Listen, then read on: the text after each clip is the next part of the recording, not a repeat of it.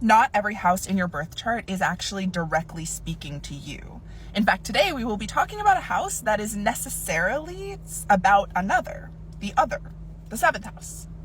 The seventh house in astrology is about partnerships. It's about the way that you handle one-on-one dynamics with other people and what you're looking for in the partners in your life, right?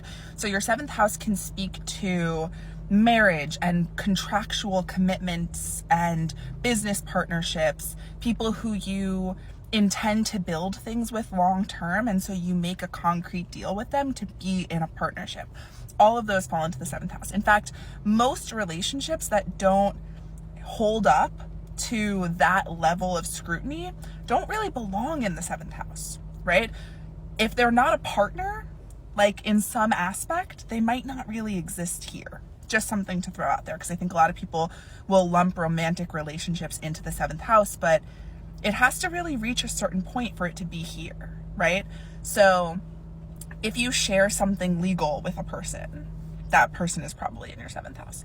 But we can also put competitors, open enemies in the seventh house, people that you are directly opposed to in this way, because the seventh house is setting up this dynamic of the person across the aisle from you, whatever that means, right? Not you. Teaching you about the other through someone who is a structural part of your life, because we're talking about another angular house here, right? So this is foundational, it's structural, it's important, but it is the opposite of you.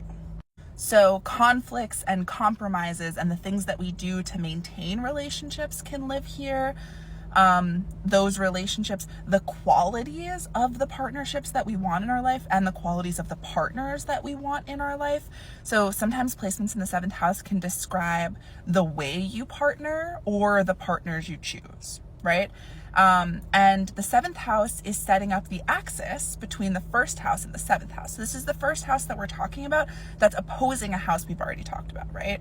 So that between the seventh house and the first house, we get the axis of the self, the first house, versus the other, the seventh house, right? So the other lives in the seventh house.